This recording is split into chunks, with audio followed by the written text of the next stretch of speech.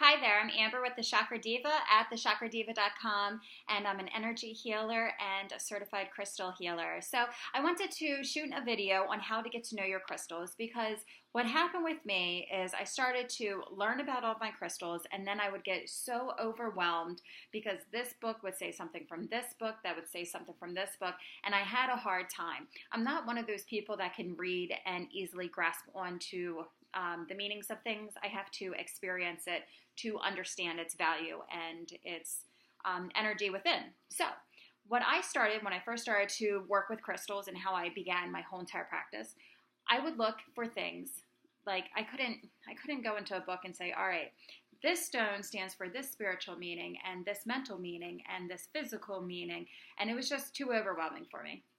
So what I did was I emptied out my old recipe box.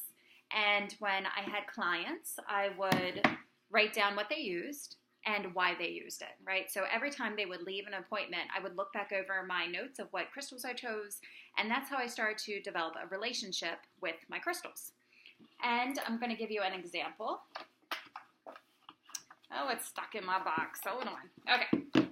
So let's take red jasper. This is red jasper.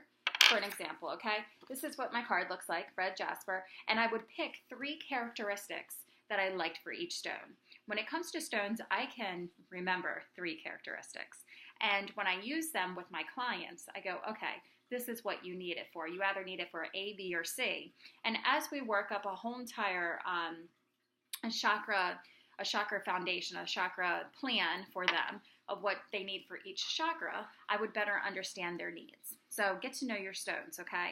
And you don't have to remember what every single one does. Make yourself little notes, little cheat sheets, and I would go through my little pages while I had sessions and look up the meaning for things. When you're starting out, it's no big deal, right?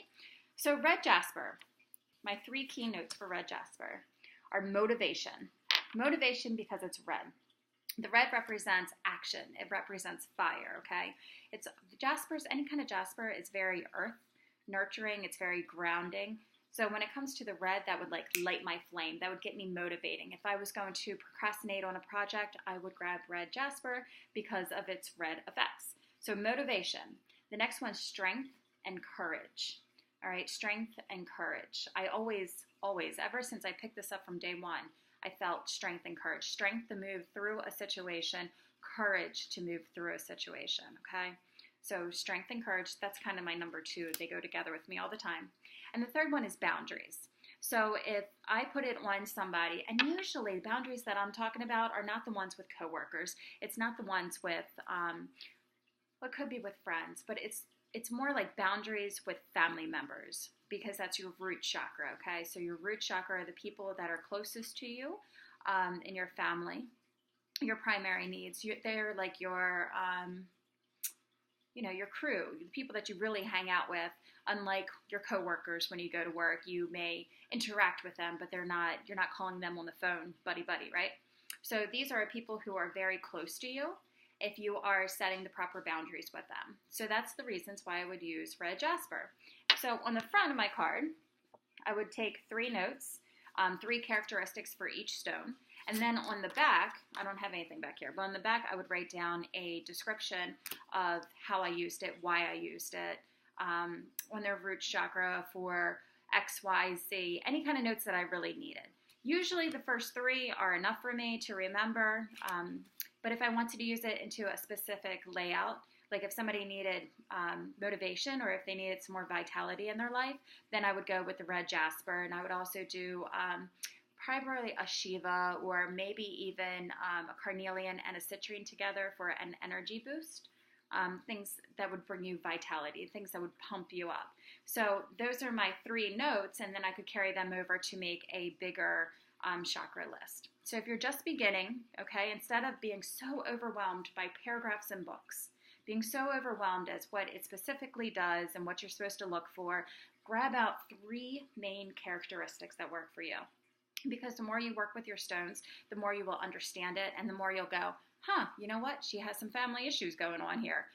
That's what I use it for. I can remember this one story, which I have a stone that I use specifically for addictions.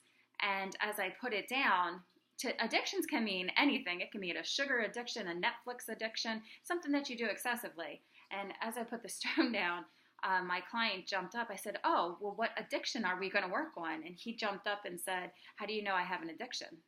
Who do you know? And he got very, very defensive. And it was because I used that stone specifically for addictions. So you have to be careful with what you say to your clients, okay? Sometimes you might just want to put on a stone and you don't have to tell them why you're doing it, but you're trying to help balance them out, as long as you know why you're using them and if what it does to align their energies and how it can help balance them.